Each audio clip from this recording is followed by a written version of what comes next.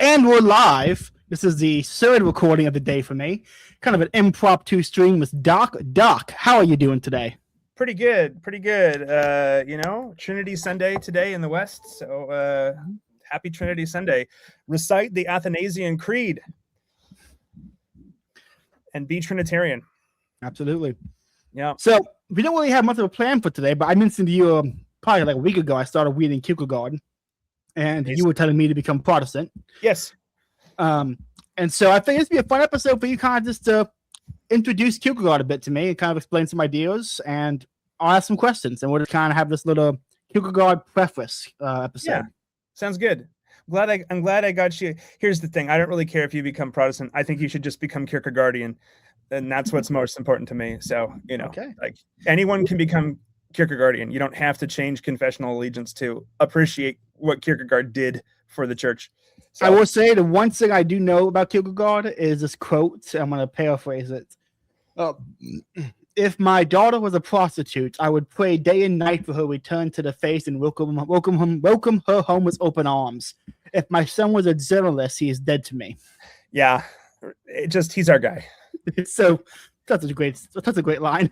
It's a great line. He also, I'm going to butcher the quote. There's the famous one from his journals about, he's at the party and he's the life of the party, and he's, wheeling between all these different groups, and he's coming home wanting to shoot himself. It's just, yeah. So real. Yeah. Yeah. I don't know what is with that anyway. Like, you could be the life of the party and having a great time, or think you're having a great time, but the moment you leave, you're like, everything's empty. Why am I doing this? I was talking about this with our good mutual friend Paz from Timeline Earth yesterday, in fact, and I resurrected an old tweet of mine, and the tweet is a picture of Edgar Allan Poe not long before his death, and the line goes something like the sensitive young man becomes the fated middle-aged man, and I think that's what happened with Kierkegaard too. He was going to marry Regina, and he didn't, and because he thought he would be a bad husband, and that probably made him a great philosopher, but it made him a miserable person. And so there's a cautionary tale baked into Kierkegaard's life, I think, a little bit. So yeah, supposed to be a stone cold incel, and just he didn't need to, though. That's the weird thing, is he wow, it shows the incel. Yeah, and I think that he was trying to. My take is this: I think he was not called to celibacy, but thought he was, and misinterpreted his calling. And it's I can't still feel. I know he's experiencing the joys of heaven right now, so I can't really feel bad. But on a temporal level, I kind of feel like that was it's a little sad story. I mean, I also feel sad for Regina, because I think she really loved. My impression is she really loved him too. And so, but he left, for the greater glory of God, he left behind a huge amount of writing. I believe this is still true. This was true up until the 2010s, that of any Danish writer, no Danish writer has written as much as Kierkegaard. Really? Wow. Yeah. Now Danish is a small language, so that's maybe not as astounding as it sounds, but Kierkegaard wrote a lot, and I have not. This is to get this out of the way. I'm a Kierkegaard lover, and I am not an expert in Kierkegaard, but I'm a lover of Kierkegaard. I am one of those, I was one of those sensitive young men. When I took a class on Kierkegaard in undergrad, it literally did change my life. And I know that sounds very cringe, but it's 100% true. Like my faith became much deeper. Listen, I can't say anything. My intellectual life started with Ben Shapiro breaking down Immanuel Kant. Oh no! And I know people. I know. It was Shapiro explaining Kantian ideas on the Dave Rubin podcast. That's what got me. The first philosophy book I read was Critique of Pure Reason. I read it at 14 when I got it tipped to me by the local library. I will say this is maybe a humble brag, but have you ever had to read Kant in the original German? No, because I can't read German. What kind of question is that, Doc? Here's the thing. I thought I spoke German really well, and then I tried to read Kant, and I was like, now I'm wanting to shoot myself. And apparently, native Germans I've heard this on good authority that native Germans, when they take philosophy courses, will actually choose to read Kant in translation in English because the translators have split up the sentences. Kant writes page-long sentences. Oh, wow. So, It's even what? Yeah, page-long sentence. I'm literally not making it up. That's insane. How do you just not put a dot? I mean, just put a dot. So German sentences do tend to be longer than English because the language allows it. But just because the language allows it doesn't mean you should. It's like Ian Malcolm from Jurassic Park. Just because you can doesn't mean you should, right? Like, we probably should not recreate dinosaurs. We probably should not write page-long sentences. But, Kant is out there I know we're supposed to talk about Kierkegaard, but we have to hate on Kant just a little bit. He was out there in Königsberg, and which is now modern day Kaliningrad in Russia. And he's just, he never left that entire city his whole life. He was just like really locked into his routine. Kant just never, he was just doing his thing and could do the thing. And every story I've heard about Kant has made me want to shove him in a locker. He just seems like a dork, Okay, here's the thing. I don't hate Kant. I feel bad for Kant. I actually have some hatred for Hegel. And you know who also had hatred for Hegel? Kierkegaard. Kierkegaard is rabidly anti-Hegelian. God bless him for it. I only know Hegel through other people that I do like. So I have I never actually tried to read Hegel. I've read Carberson's chapters on Hegel, so I have a kind of an idea. The only thing I will say about Hegel is that he is, I would say, unfortunately, kind of a virtuous person in the sense that what he did for Rousseau, despite how evil Rousseau was, he did try to help him out and care for him. And so I will begrudgingly give some virtue to Hegel. In life, not in ideals. In life, never help your enemy when they're making a mistake. Yeah, don't. Hegel. Here's the thing about Hegel. It's not even personal. It's just ideological. Like Hegel's ideas are evil, literally evil. Kierkegaard was rabidly anti-Hegelian and is commonly seen as part of the reaction to Hegelianism. And we love him for this too. So on a philosophical level, he did everyone in the West a massive solid. It's interesting, Kierkegaard being Danish. Denmark does connect to the continent. If everyone looks at a map, the Jutland Peninsula does connect to northern Germany. However, Denmark is not properly speaking a continental country. It's a Scandinavian country. And even though it is, at least historically, Lutheran, it was never Lutheran like the northern Germans were. And so really, you could say that Kierkegaard is an anti-Hegelian, anti-continental philosopher. And those are, we're all describing him in the negative there, not the positive. Fine. We'll get to the positive things he did in a few seconds, but Kierkegaard is just our guy. He really is. He's highly neurotic, highly dysfunctional in many ways, but highly productive in others. And you can and probably should critique the excesses of modern existentialism, but Kierkegaard was not that. Kierkegaard was a fundamentally Christian person at his core, and that didn't produce a happy life in him. But it's not about happiness. It produced, I think, a life full of suffering, but also full of meaning. And I think, again, I know that this is a Catholic channel, so I'm trying to use Catholic verbiage here. But making meaning out of suffering is something that all Christians do. But I know that Catholics put a lot of emphasis on that. So I really think Catholics should. I think any Christian should see Kierkegaard as your guy, because he kind of is. So that's my sell on Kierkegaard to people. I will say there are many modern day Catholic philosophers that I do respect, like Peter Kraft, will praise Kierkegaard endlessly. I think Kraft went along to say something like Aristotle, it was Plato, Aquinas, Augustine, and Kierkegaard were the four most important philosophers. I'd buy that. I'd buy that. Yeah, that sounds right. I haven't read enough Kierkegaard to put him in there. If I had to do my top four, I'd probably go Plato, Aristotle, Aquinas. It's hard to pick a fourth one. And see, you would pick Aquinas, and I would just say, because I'm Protestant, I'd say Augustine. But that's our confessional allegiances coming out. And for me, so much of Augustine can be found in Aquinas. I feel like listing both can be redundant. That's fine. Do get, that's see, unfortunately, my fourth pick for philosopher I wouldn't even consider him a philosopher per se. I would consider him a sociologist, but it'd be Jean Baudrillard.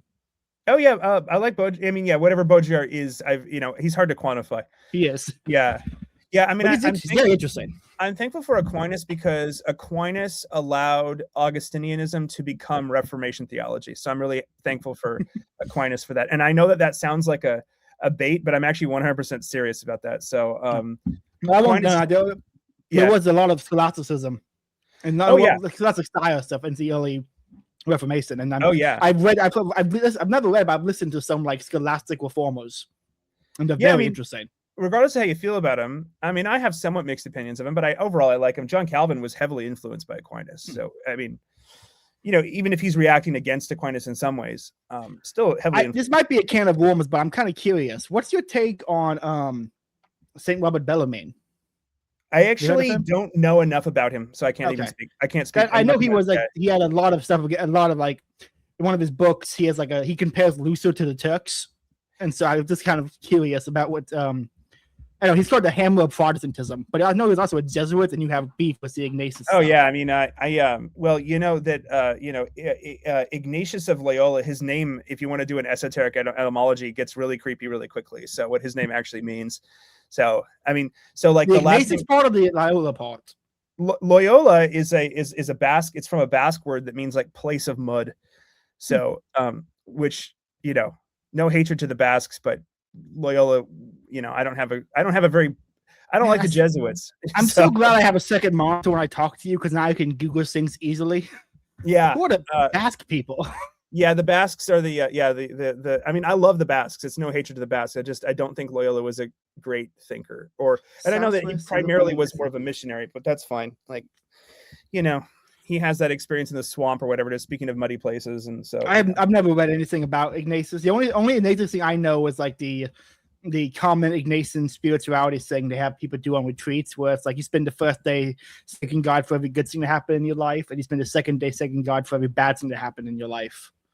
That's all I know about Ignatian spirituality is that one sentence. Well, we were talking about this before we recorded. Like, you were saying maybe you don't.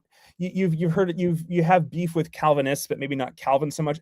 I don't even know how much the beef I have is with Ignatius. It's more of like later Jesuits that I have some serious issues with. So that's to be fair. This is, again, another divergence, but I'm kind of curious. Do you know anything about like the Jesuit missions in China and the attempts of like a little bit. I know a little bit. Yeah, you got anything what takes on that? Because I go back and forth when I look into it, because I see the mission the guy had in his ideal, and I think he maybe got a little overzealous. But there's a lot to be hostile with like Confucian philosophies and parallels to Westernism. I'm not necessarily. I don't have a knee-jerk reaction against. Now this will piss off all the Calvinists, because I'm not really. I'm a spooky high church Calvinist, so I'm not like Presbyterian. A lot of in order to convert people, you have to find a parallel in their culture. So I'm not opposed to enculturation as like, I don't have a knee-jerk reaction against it, because I see it has produced a lot of good stuff. I also see it produce a lot of bad stuff. Yeah. The kind of like the trying to blend in, like it's really more of a Latin American thing, with the Mama Pacha stuff into the Marian imagery. I take issue with that, because I don't think people are able to distinguish the two too much. But that's a different field. There's a whole question about when it comes to like the Franciscans and the Aztecs, and the Franciscans and the New World and Zen War. Actually, this reminded me of a joke. I went for Mother's Day recently. I went with my parents to a Protestant church, because every Mother's Day I go to my. Okay, so when you say Protestant, please define, because it was I don't really know, because it was just the nearest church to the house, because they didn't want to go to the regular church. My sister didn't want to go to that one, so it was just the nearest church to the house. And I tried to figure out exactly what they were, and we couldn't quite tell if they were Baptist or if they were Methodist. Interesting, because see, I would actually, and this is a sort of a narcissism of small distinctions, whatever they call that. I wouldn't call Baptists, properly speaking, Protestant, because they don't have creeds the same way. But there's a whole conversation to be had about what actually makes someone Protestant. And it's a term that means nothing. Yeah, exactly. This means, technically, doesn't this mean like protesting? Yeah, I mean, Protestantism as a term is a lot like pagan. It means not us. So Protestantism is a term coined by Roman Catholics, and that's fine. I mean, like, you got to call us something, I guess, but it's basically like people I don't like, and then the people you don't like reappropriate it, and so we have like a hard R Protestant thing going on where we can call each other that, and it's okay. But like it properly speaking, I use the term Protestant just because of like mostly Twitter. Twitter is not a place for serious discussions, but I would call myself Catholic. See, I would call myself Reformed Catholic.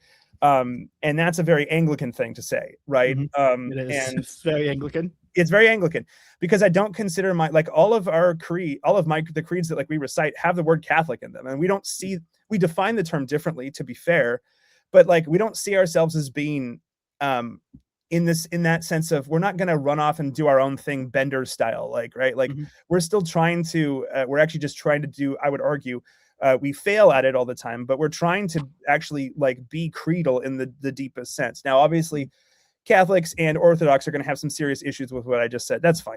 I don't really care. But like we are, you can disagree with our logic, fine, but we are actually trying, and that's something. I will absolutely give it to you. The most part, I think there's a point where any like Catholic convert goes to a point like, okay, you know what? They're all trying, and they have to give them that. It's always a serious attempt. Like I will even praise John Woosop in The City on a Hill and the Puritan ethic of trying to build something new as a serious, good attempt at something positive.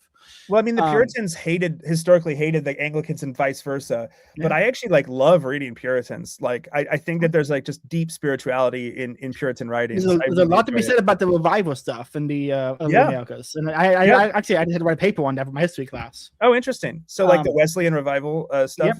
Yeah, I almost snuck. It was between that and Chauncey, I think his name was. Maybe my brain is not working well, but yeah, that sounds. Anyway, the entire class, of course, was phrasing the side who was trying to like distance themselves from the institutions and the revival side. These were the people for cause for liberty and the democratization of a religion. And I almost snuck the line in that Wesley was concerned with the ability of long-running church institutions to produce fake news. I almost tried to flip the entire thing back onto because obviously the class was like, here's why this guy's a hero for doing all these things, but if you try to do those things, you're the villain. Well, it's interesting. I was talking to someone before church today about, we were just doing the sort of the favorite argument debate that will never have an answer is, do we have free will or do we not? And I'm very much of the no category. But I always say, Wesley's a great hymn writer. Wesleyan hymns are amazing. So I mean, what about certain people, like for lack of a better term, there's a weird tradition of like quote unquote heretics. And I'll say heretics, but I don't want to sort of heretic term around on you or anybody without doing deep research into them. But like Arianism, the guy Arius was about him. That's how Arianism spread, was through hymns.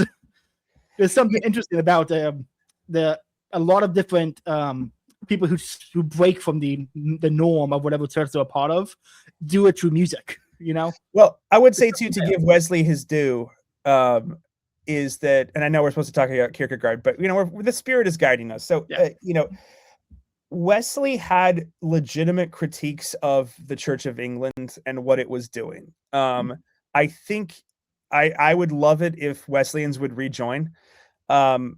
And I don't mean rejoin the Episcopalians or something cringe like that. And I don't even mean the Church of England, because they're also like, clearly Canterbury is lost to the plot, but like rejoin the global sense of Anglicanism, because I actually think that, like, I understand why they broke off and did their thing, but I wish they would consider coming back, because I feel like we need the Wesleyan revival spirit, right? Like there's something, the deep conviction, the deep emphasis on everyday faith practice, I think is something that, the institutional church lost. And that's always, I would imagine for you as a Catholic, I don't want to put words in your mouth, I would imagine that's always a tension within your tradition as well, where, it's easy to kind of rest on your laurels of the structure, and the structure is good.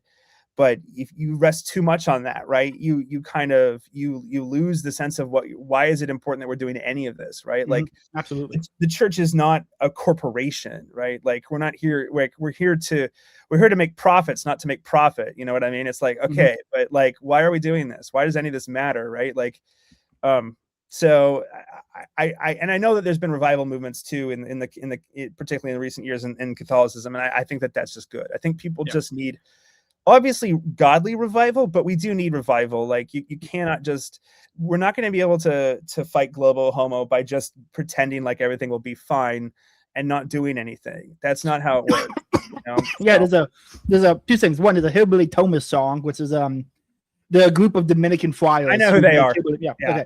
They have a song. One of them is no need for revival. Just read the Bible as part of one of the hymns. Yeah.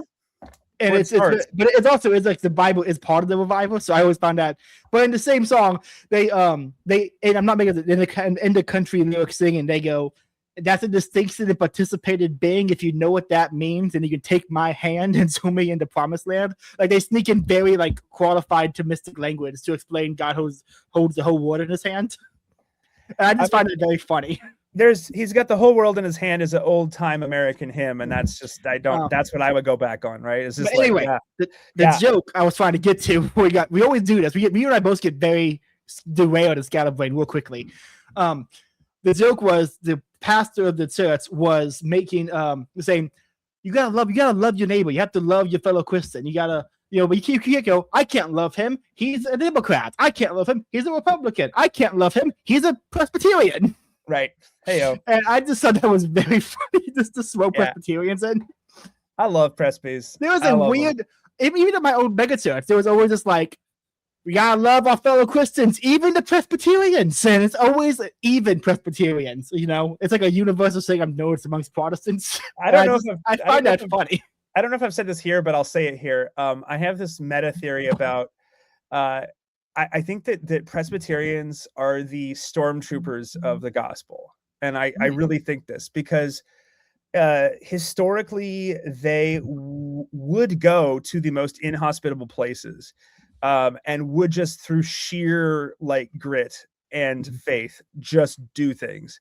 If you look at the places historically where like Calvinism really took off, let's say specifically Presbyterianism, right? It's like Scotland. It's not necessarily a super hospitable place. It's beautiful. I love Scotland, but it's not like it's easy to farm there, right? And it's like historically it's had some insane like political stuff going on where you have like lots of wars and stuff like that. And then you get like, Presbyterians coming to the New World and dealing with like just this wild landscape. There's something to, I think Calvinists are really good at just shattering idols. Maybe they go a little too overboard and they like kind of get they start breaking all the church windows and we go a little too far there. But there's something about that, like the willingness to just take a cudgel to things. Again, you have to control that impulse, but it's necessary. And Presbyterians are really good at that. Maybe too good at that, but I can't help but love them for it, right? Like, God bless you. Like they tend to be braver than I am. I see that, right? Like they tend to just be braver people in their spirituality, and I try to emulate that, right? So that's me talking nice about the Presbyterians. This would be a fun question I wanted to ask. Have you ever been fortunate enough to get a Jehovah's Witness person to knock on your door? No, but I always want to because I always want to. Yeah, I want so badly for them. I was on the phone with my mom one day. And she was, I'll be back. She put the phone down, answered the door, and they came back. I'm like, "What's that?" He goes, "Oh, it's just some Jehovah's Witness." I'm like, "You what? The Out and About store? I've never seen one."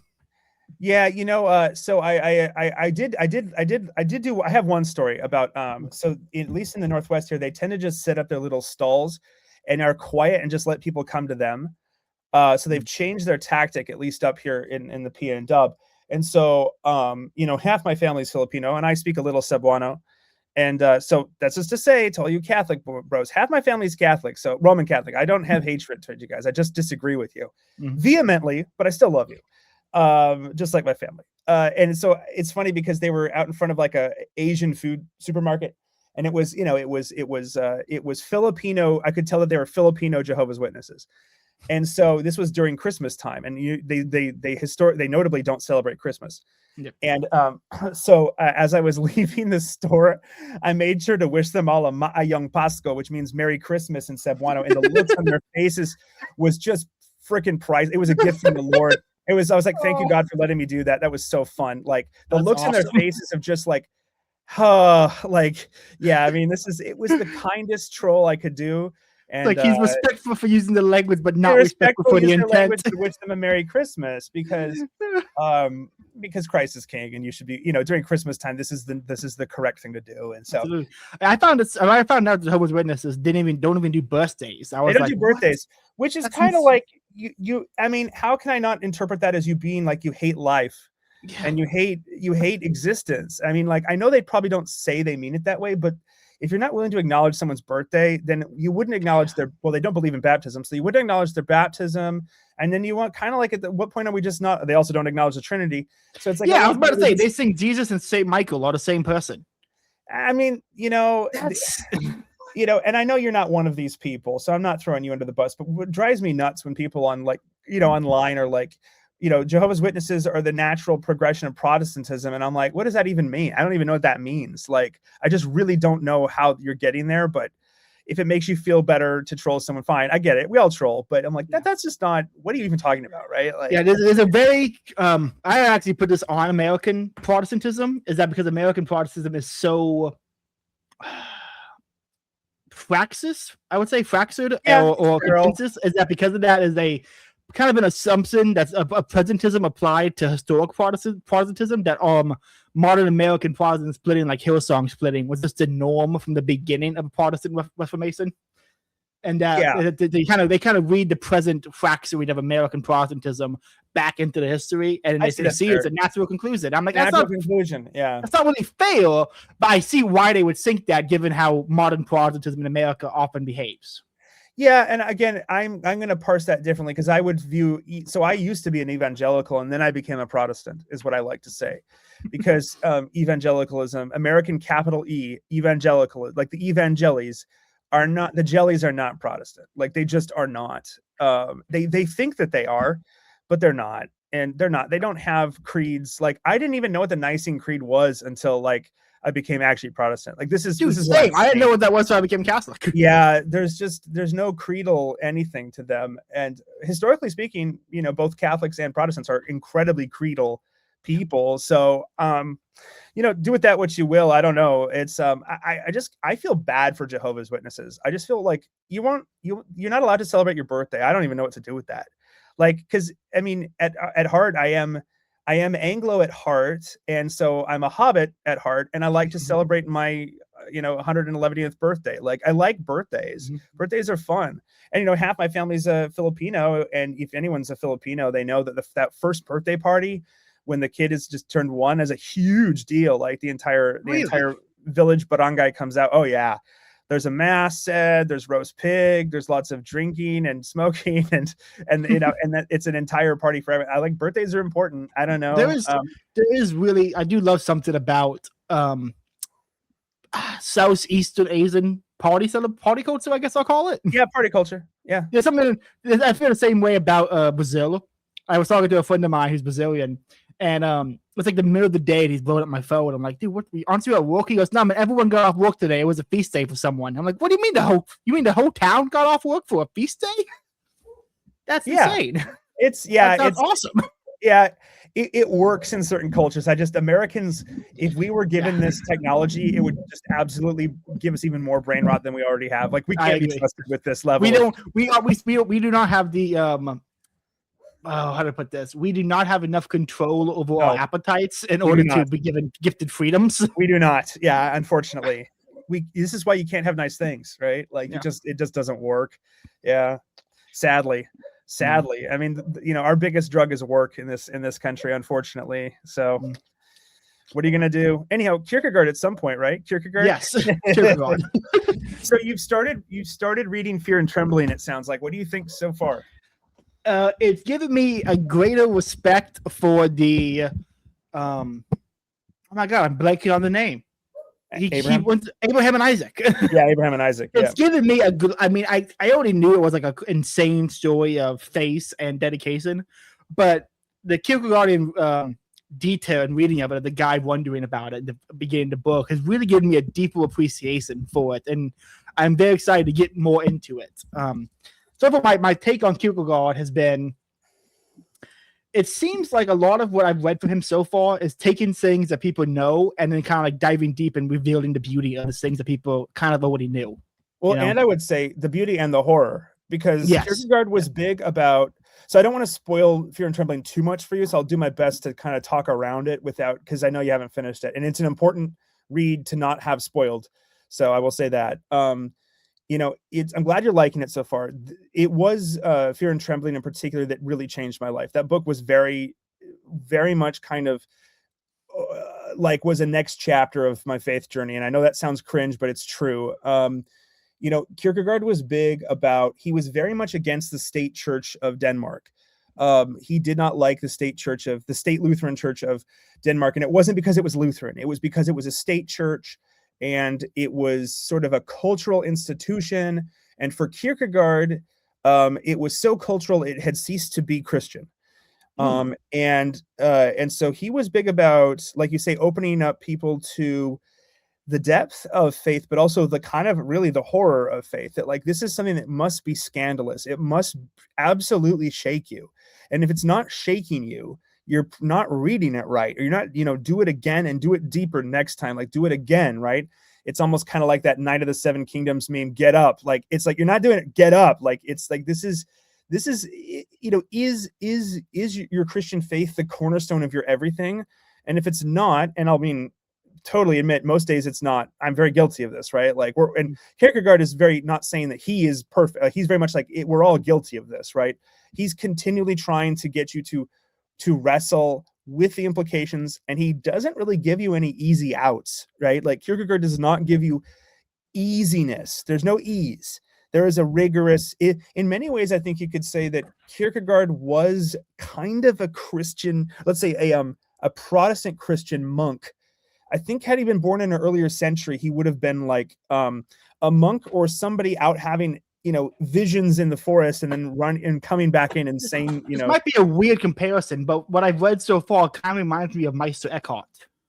Yes, there is something like that. And I mean, I don't want to compare him one-to-one to Francis, because I don't think that's fair to either Kierkegaard or Francis, both of whom I like quite a bit. I assume Francis, you're meaning Assisi? Yeah, Assisi. But okay. There is something. There's a lot of Francises. That's true. There's something a little. There's like a flavor of Franciscan, and not in so much in the sense of connection to natural world, but really kind of in this, like, this needs to be an all-encompassing, like, love, right? Like, the love of God needs to be all-encompassing, and yes. And when it is not, because it often is not, we should be sort of, you know, we should be shaken. Like, somebody needs to shake us, right, out of this. And Kierkegaard is a great person to do that, right? Like, very good at shaking you out of, because it's easy to say, like, okay, you know, Abraham and Isaac, it's just a story of faith. Well, of course it's a story of faith. It's a story of dedication and belief. Yeah, that's true, right? Those things are true.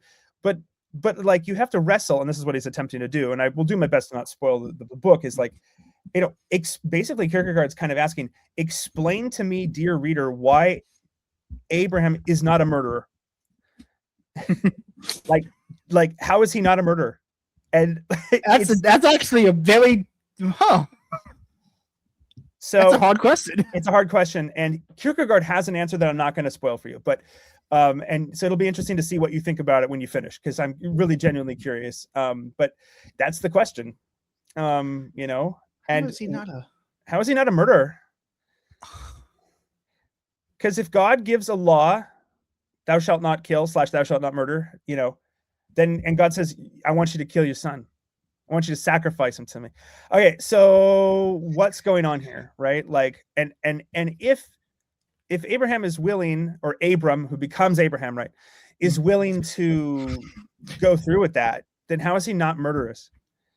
And again, little old church ladies hate thinking about this, right? Whether, you know, the little old church ladies, whether you're Protestant, Catholic, or Orthodox, or whatever, they hate this. They don't know. No, he wasn't a murderer. Okay, but we're not saying he was, but we're not saying he wasn't, because he's willing to go do this thing. Well, God says it, so it's okay. Okay, fine, but like, God has to be okay. But like, why is God even saying that? Right? Like, these questions, Kierkegaard does not let you off easy.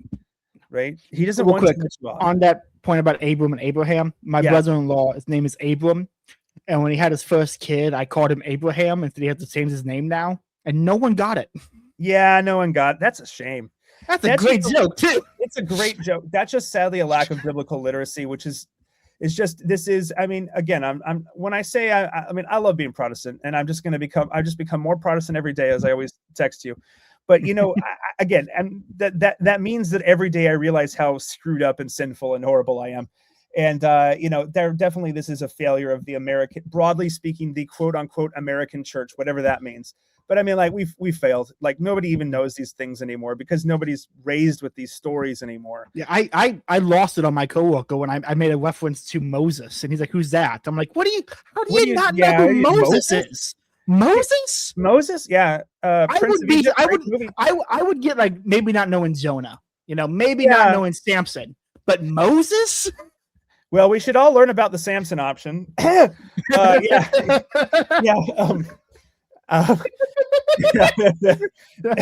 was incredible timing. That was beautiful.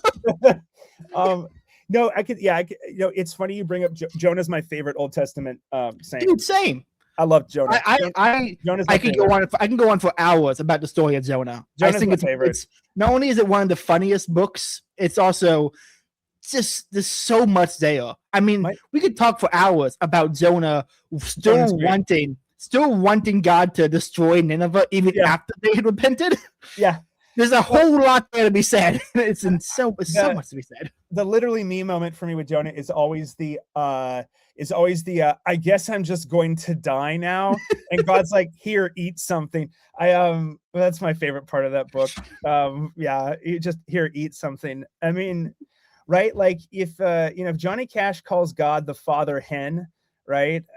Which is, you know, that's John, I'm quoting Johnny Cash, by the way, here. So if he calls God the father hen, there is something, you know, fatherly. Let's say there's something parental, there's something fatherly, and also in a weird kind of off way motherly about that. Here, eat something, right? Like, you're crashing out. You're thinking like a human. You're not thinking. Well, you really can't think like God. So you're not to get Kierkegaardian with it. You're not teleologically suspending the ethical, right? And Jonah's not doing that. And so, right, because the fact that Nineveh, and I don't believe Kierkegaard directly references Jonah in Fear and Trembling. I believe he does not, but the through Kierkegaard, I think, would vibe with this and would see the connection. Jonah wants there to be wrath and, you know, Sodom, Gomorrah from above and all this stuff, right? Aerial strike, exterminatus. And that doesn't happen, and it doesn't make sense to him, and he just can't process it, right? Like, he cannot process it. And I think, you know, the story is obviously very complex, and I would say deeply in the truest Tolkienian sense mythological, but, you know, it's not about processing it, right? It's about faith, right? And this is to get even more Kierkegaardian, right? Faith is absurd. That is Kierkegaard's one of his main points in Fear and Trembling. Like, and that does not mean that faith is dumb. It does not mean that faith is to be taken lightly. It means exactly the opposite. If faith is absurd, you have to just there has to be tension there. You're going to have to let that sit, right? Because if faith and repentance is absurd, you cannot like that. Oftentimes we don't like that until we realize how much we need those things. And then we start understanding maybe it's absurd and maybe that's a good thing, because maybe I don't really deserve any of the good things I get, but God gives them to me. And that is also absurd. And so for all the times that I'm like, why are you not punishing these people for this, that, and the other? You're like, well, why haven't you punished me for this, that, and the other? Like, oh, wait, maybe there's something else going on, right? Maybe we do just kind of need to sit down and eat something and just take a deep breath, right? Like, it's not up to you. You're to get a little Gandalfian. We're not called to be, you brought up Michael. We're not Michael, right? We're not here to go and waylay to armies and stuff. That's not, even if we have to fight, it's not really our job to be in charge of final judgment. You don't want that. You might think you do. You really don't. And all of those things do totally tie back into Fear and Trembling with Kierkegaard, 100%, right?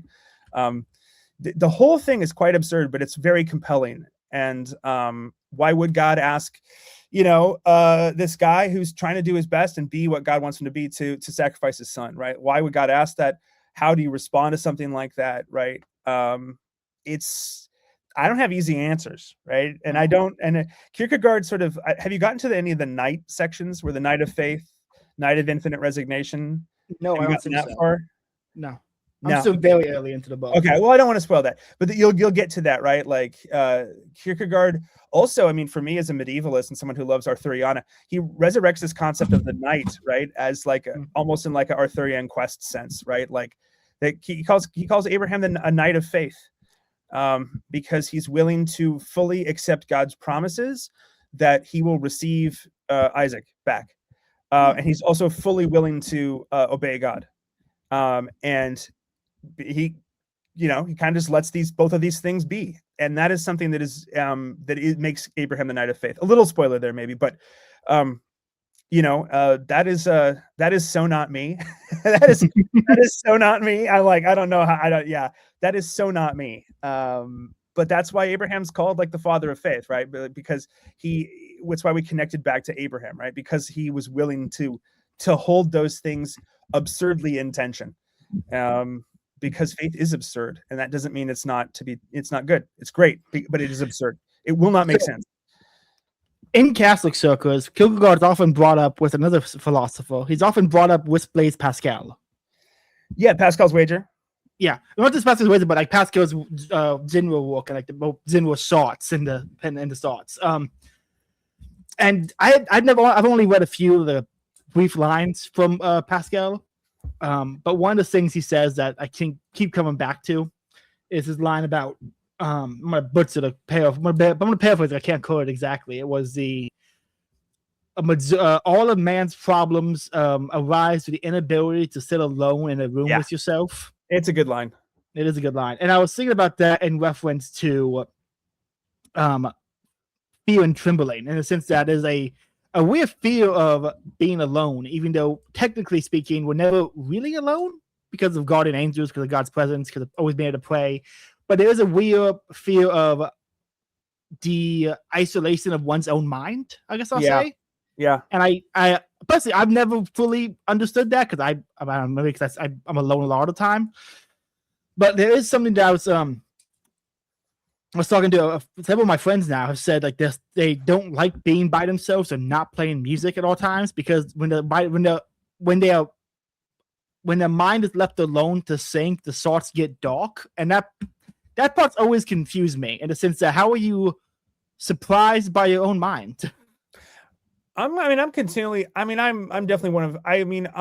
kind of a weird case because I am naturally speaking introverted in the sense that I don't derive energy from social interaction. It is draining to me, but I enjoy it and I need it.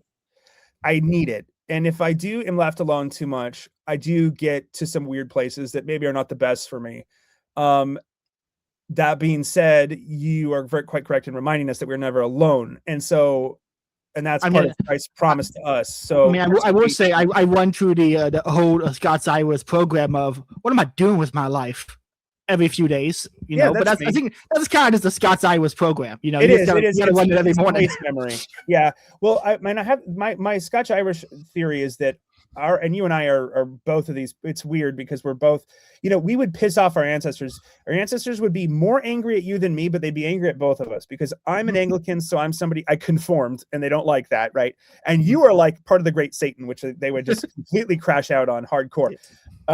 But there, the Scotch Irish blood memory is one of continual struggle. It's the power process, basically, right? Like it's always being in a harsh climate, surrounded by people who don't like you. And if you find yourself lucky enough in many ways to be born in America, despite all of our many problems, to have relative peace, relatively speaking, everyone I know, it's getting crazy out there, but relatively speaking, peace, relatively speaking, nourishment. Obviously our food is killing us. Yes. But relatively speaking, right? It's difficult. I would argue for anyone. Uncle Ted might've been right about that, but particularly for Scotch Irish, we need a readily apparent challenge and or enemy. Yes. Like in your face. Yes. And if you don't have that, you do crash out. And so there's this sense of, I got to keep busy. And that is a thing it's cultural. I think there's probably some genetic factors as well. I find myself making enemies out of random professors just so I have an adversary to motivate to work. And that's not necessarily bad. Just remember that, the enemy, They more may in or my may head not than be an reality. actual enemy. They might just be one in your head. Exactly. I think every single one of my professors, I have to do very good to prove him wrong. What am I proving him wrong about? I don't quite know, but I want to rub it in his face when I'm right. Well, it's funny because Scotch Irish are shout out to my co-host, sometimes co-host Elliot. He got me to realize this.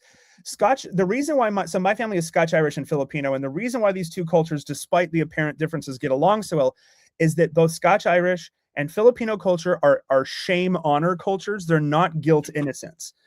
And so shame honor cultures think similarly.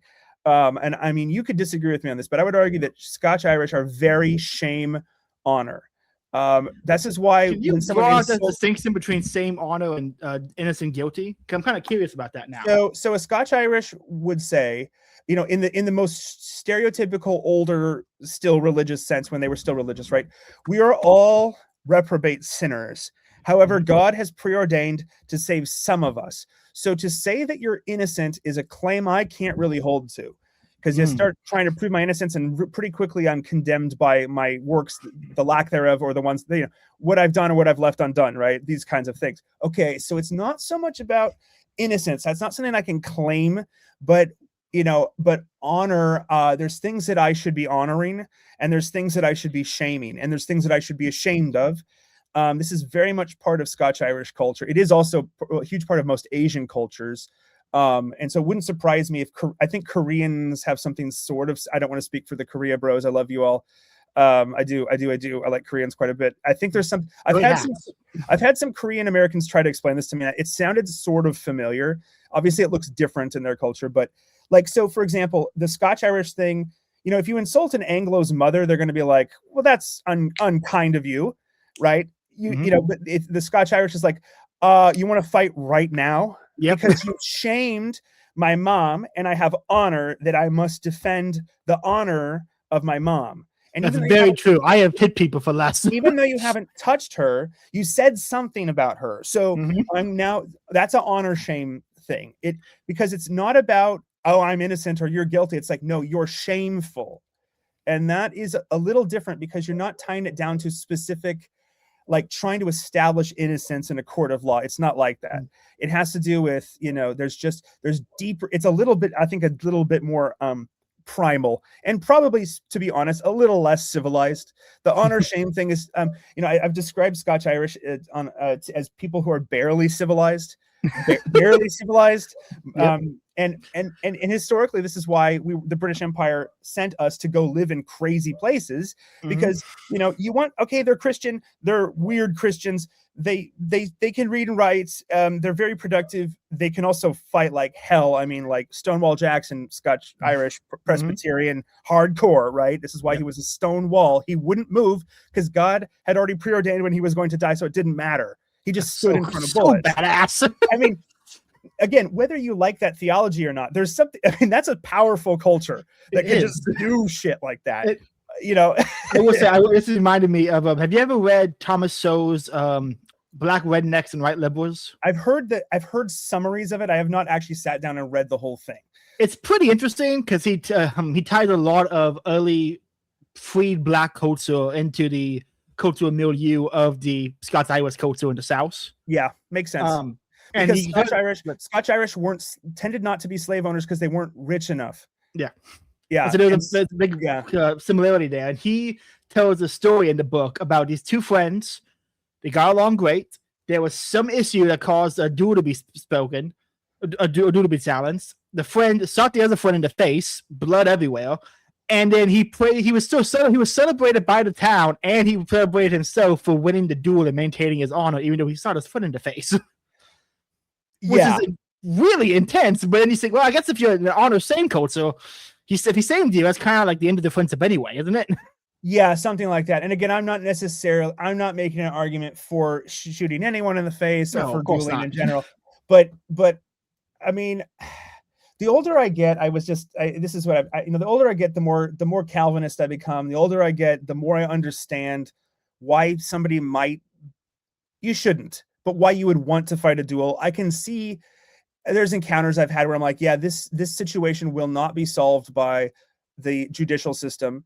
because innocence and guilt is not really working in this. It won't solve this, but honor, shame could solve this if we were lived in an earlier era.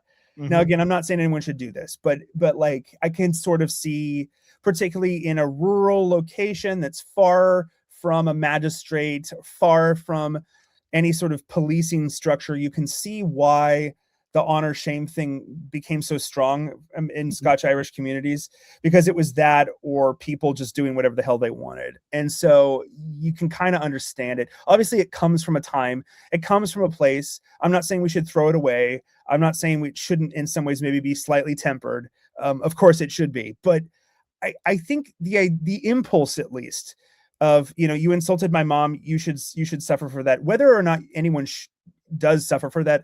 I think that is a noble intention. I feel that is noble, again, because it is, you should not act shamefully, and you shouldn't shame things that should be honored.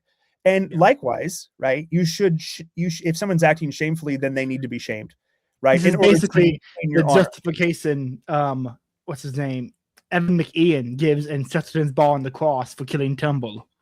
Have you ever read The Ball on the Cross? No, I haven't. So Sam, you're the Chesterton expert. You would love it. It's about a Scottish guy who comes in London looking for work, and he sees this atheist from the book shop, and he always publishes a magazine article, and he puts it to the front wall of the window. Yeah. So people kind of ignore it because no one really cares about atheism or what is it in the book. Yeah. And McKeon reads it, and the article is about how Mary was an invention based on previous pagan examples, and that Mary most likely just cheated on Joseph. And McKeon just grabs a rock, breaks through the window, draws a sword, and tries to kill the owner. Immediately. Yes. And then in the courtroom, the judge is like, "What gives you the right? Like, he insulted my mother. Of course I have the right." Exactly. Yeah. This is it's just an incredible book. Yeah, Scotch Irish. This is just, it's, I need to read that. That makes perfect sense to me. It's a perfect sense. Yeah. I only read it because a friend of mine tagged me and said, "This is literally Caleb, by the way." And I'm like, let me read it. I'm like, yeah, that is totally me. You're fascinating for me as someone who, at least in my academic career, used to study, religious history. You're fascinating because you're actually very Scotch Irish, but you're Catholic, very Catholic, which is like, I'm just so, it's just, you're an enigma wrapped in a mystery, right? It's because Florida, it still kind of has so much Spanish holdover in our culture. Yeah, perhaps. But you're an interesting I'll give you this, and this is a compliment, by the way. You'd only exist in America. Yes, I fully accept that. My idiosyncrasies are only due to Americanism. Which is a compliment, by the way. Like, this is and you would probably, and really, you'd only exist in Florida, so that's also a compliment. So, yeah, someone asked me, like, what would he be like if he lived in a different time? Like, I really have no concept. I can't imagine my life in any other time period. Well, you might be like your state's native poet, may he rest in peace, Jimmy Buffett. You're a pirate born 200 years too late. That might be you. R.I.P. St. Jimmy Buffett. I know. I miss him. He was like my first real big concert as a kid. I was raised by a parrot head, so cool. You gotta come down to Florida and go down his avenue. I know. After him now. I know. I need to do the Key West thing at the pilgrimage at some point. I got to do it when you guys aren't busy being attacked by hurricanes and various other natural disasters. I got to find a time, to come down. Yeah, no, but I think all of us in a different time period we would probably, hopefully it wouldn't be, hopefully it would be justified, but we'd probably have some blood on our hands, but it might be, but hopefully just in a justifiable way, right? Like, because I think that, again, we are so safe, relatively speaking, we're very safe, and it's hard to, look at me, Uncle Ted posting here, but it is hard, like, to adjust, right? Because you have all of these inclinations, whether they be nature or nurture, culture, or, or built in, that I think in many ways give you the correct response to situations from a different time period. And so how do you channel those responses into a virtuous, way now is, I think, really it's what all of us are struggling to figure out, right? Like, I know you talk a lot about this in all your Byung-Chul Han, to bring it back to the Korean stuff, right? Like he also talks a lot about this, right? Like, what do you do in like a basically kind of like low-key post-capitalist, whatever we are in now? I don't even know, right? People are working for money that's not real. And and corporations are making money for not doing anything. And so it's like, what's even going on, right? Like, yet we still have all of this, like, again, to quote Jimmy Buffett, we're cavemen in faded blue jeans, right? Like, what do you, like, you have a caveman response, which not necessarily always wrong, but if somebody just says something, don't go and punch them, but you might want to. And so how do you handle that, right? Because you shit post on Twitter. It's kind of the unfortunate answer. Right, but then again, it's that surrogate activity too, right? Mm-hmm. It's like that's not a real activity. It's fun, but it's not real. And obviously, don't go around starting blood feuds with people. But you can kind of this is the struggle of post-modernity, Yeah, that is one of the things anytime someone wants to make fun of Ted Kaczynski, and there's a lot to be said about Uncle Ted, and let's use vices, positives, negatives. The surrogate process in his manifesto, is a really useful concept that makes sense of it makes so much sense of so many things. Yeah, I'm incredibly indebted into it. I shared that concept with a cop friend of mine, and he didn't know where it came from and said that I should, quote, come to his precinct and talk to his fellow officers about that. And I burst out laughing. And I said, you know who wrote that? It was the Unabomber. I was like, there's no way I'm going to go to a police precinct and start quoting Ted Kaczynski. I was like, you can do it, but I'm not doing it. Yeah. Good. Hey, now I didn't do it at police precinct, but I did do it on the phone with the NSA. Interesting. My friend was getting a security clearance, and they called me to verify stuff, and they asked me about my Twitter account, and I said, I just love reading books by weird people, including Ted Kaczynski. And I started explaining Ted Kaczynski to the woman on the phone. Yeah. It was very, very fun for me. Like with the dual thing. Like with the dual thing, we're not saying you should don't hurt people, but we're like, it doesn't mean that everything is wrong. Certain things are wrong, but not everything. Don't throw the baby out with the bathwater. There is something to be said, right? For, and I think you could maybe to try to tie it up too a little bit, right? Like, speaking of the absurd, we find ourselves in a world that is very it's more aware. We're becoming more aware every day how absurd things are. And so I think that this is a time for Kierkegaard, because, the absurdity of the power process, the absurdity of surrogate activity really does clue you in that there's life is absurd. So perhaps not necessarily that's a solution to life, but the best way to live an absurd life is to have, and I mean this in the best way, an absurd faith, right? A faith that does not shy away from absurdities, a faith that does not necessarily even try to explain it away, but a faith that kind of lives with that tension, a godly tension, I would say. I think that that's something that Kierkegaard really provides as a Christian thinker. And so, and this is not like Doc's big, everyone who reads Kierkegaard who's in our sphere says something like this. This is you know what? I'll have to have you back on when I finish the book, and we'll have to talk about it in depth. Yes. Yeah. That's going to be a lot of fun. The Night of Faith versus the Night of Infinite Resignation would be really fun to, I think about that every once in a while, right? Like, Kierkegaard is still taking up happily. He's living happily rent-free in my head. Like, cause I'm like, man, I feel like I was actually driving in the car the other day, and I thought to myself, I'm just the Night of Infinite Resignation right now. Cause I'm not trusting that God's going to bring something out of a situation I'm in. I'm like, you have to have faith in that something will come out of this. That's towards the good, the true, and the beautiful, because otherwise you're just living with that. You can't be the Night of Infinite Resignation. Don't do that. You got to be the Night of Faith. So, I was giving myself the Night of Infinite Resignation. I haven't got to that part yet, but it sounds similar to like the Dark Night of the Soul from St. John the Cross. It's connected. And a lot of people, a lot of post-Kierkegaard thinkers have connected him to St. John of the Cross.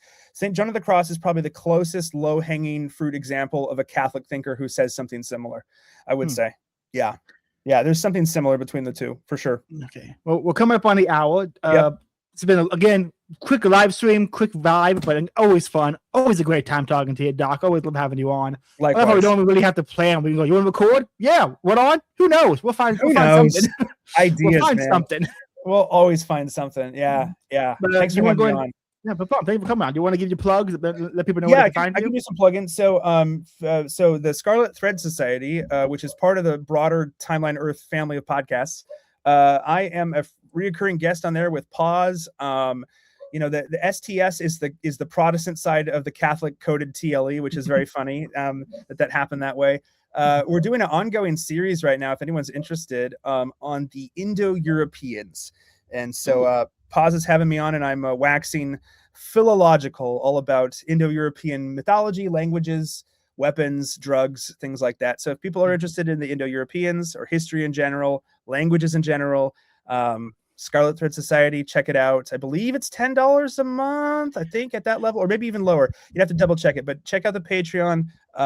It's a fun time. So. And it's totally worth it, everyone listening. I'm a member. I don't listen to every episode. I'm barely in the Discord, but it is absolutely worth joining in, because if anything, it's worth supporting. It's not just me. I'm just one sideshow of the sideshow. There's a lot more bigger stuff that Paz does. There's an ongoing series on the esoteric Kabbalah with my colleague that he's doing with my colleague Elliot. There's movie nights, book clubs, Discord banter. That's just a lot of goodness. And yeah, it's like the spooky Protestant side of TLE, but everyone's welcome. But there's a lot of Protestants there, so we all have theories about the Jesuits. If your Catholics are interested in what we think about the Jesuits, we have some wild theories, so you can check it out. It's very fun. Fantastic. Well, as always, everyone, thanks for listening. Have a good night, and God bless.